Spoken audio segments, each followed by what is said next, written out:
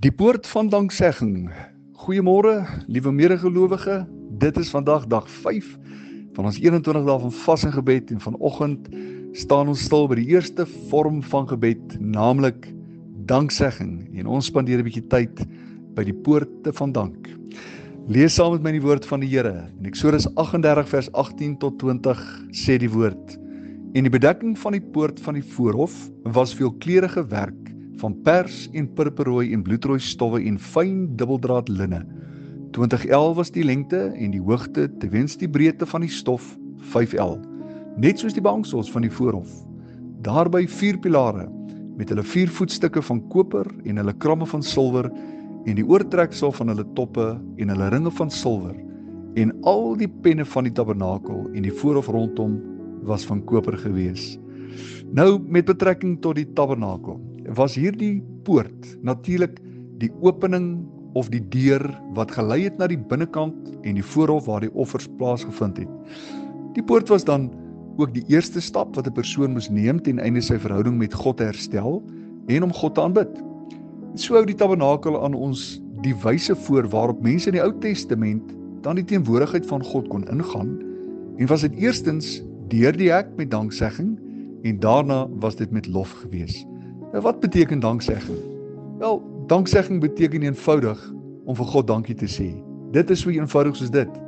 'n Bekende voorbeeld uit die Bybel is in Lukas 17 vers 11 tot 19, die verhaal van die genesing van 10 melaatses, en hier lees ons hoe dat 10 melaatse manne na Jesus toe kom en hom vra dat hy hulle gesond moet maak, en Jesus genees hulle almal.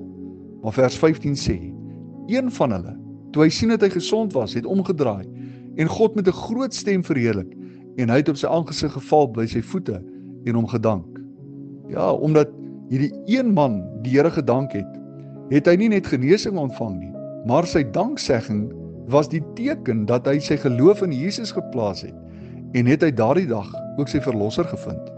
So sien ons reg deur die Bybel dat danksegging deur al die eeue 'n belangrike rol gespeel het in die menseverhouding met God.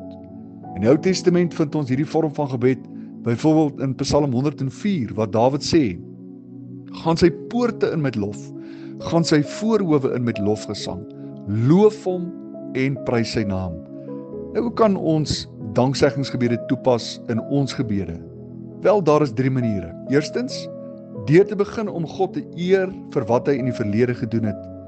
Nou, hierdie verlede gebeure is juist daardie weldade van God wat in die eerste plek in direkte verband staan met ons eie lewens, met jou gesin, met jou familie, jou gemeente, waarvan jy hopelik reeds deel is, en natuurlik ook die wêreld en die lewens van ander. Hier dink ons byvoorbeeld aan die verhaaltjie in 1 Samuel 7, waar die Here vir Israel 'n oorwinning oor die Filistyne gegee het, en dan neem Samuel mos 'n groot klip en hy stapel dit op langs die pad tussen Mispa en Sen, en elke keer wanneer hulle daar verbykom, dan sê hulle, Ebenezer. Dit beteken, tot hiertoe het die Here ons gehelp. En so is daar in elkeen van ons se lewens ook soortgelyke bakens langs die pad. Bakens van tye waar die Here vir ons gehelp het en hy ons ook deurgedra het. En partykeer is my dankseggingsgebede kort, ander kere ontvou dit in langer gebede. Dit is hier by hierdie stasie, hierdie visuele rusplek in gebed, waar ek opnuut herinner word aan wat die Here vir my gedoen het. 'n Wenk wat ek jou graag wil gee is, dagboek gerus jou Ebenezer oomblikke in jou lewe. Dis noodsaaklik en dit is so goed dat ek en jy die tyd sal neem, gereeld tyd sal neem om terug te dink aan ons eie lewenspad, en die Heilige Gees sal vra om vir ons ook daardie Ebenezer oomblikke uit te wys en bede te offer van waardering en van dank teenoor God. Dan tweedens, dank die Here daagliks vir dit wat hy in jou lewe doen. Jy weet, daar's soveel dinge waarvoor ons die Here elke dag kan dank. Dank die Here vir sy betrokkenheid, sy teenwoordigheid in jou lewe. Ag, en laat die Gees van die Here jou hierin lei. Vra die Heilige Gees om sekere dinge op jou hart te druk en eer God vir wat hy tans in jou lewe doen. Weet jy, ongeag van hoe rof dinge dalk in jou lewe vandag gaan, as jy hierdie vorm van gebed gaan begin bid, gaan jy spoedig ontdek dat daar oorvloedige stof tot dank is, te midde van die storms en midde van ongeluk. Hier is een van die groot seëninge wat danksegging bring, is, luister mooi, danksegging verander nie noodwendig ons omstandighede nie, maar dit het die vermoë om jou perspektief te verander. Baie keer raak ons so gefokus op al die probleme wat ons in die oë staar en al die dinge wat ons nie het nie, en graag wil hê dat ons met 'n onvergenoegdheid opeindig. En die vyand gebruik dit om ons blydskap en ons vrede van ons te steel. Dan in die derde plek, dank die Here vir wat hy beloof om nog in die toekoms te doen. As jy ooit gewonder het hoe om die wil van God te bid, ja, Paulus sê, danksegging is die wil van God in Christus Jesus oor julle. Wanneer ons midde van ons omstandighede die Here dank, vir wat hy nie net gedoen het nie, of vir wat hy tans doen nie, maar ook vir wat hy beloof om te doen in die toekoms, dan posisioneer ons onsself as ware vir deurbrake en om seën uit die hand van die Here te ontvang. Hoekom? Want wanneer ek die Here dank vir wat hy gaan doen, dan is ek eintlik besig om my geloof en my vertroue in die Here te bely, en dis waar die woord so 'n belangrike rol in ons gebedslewe speel.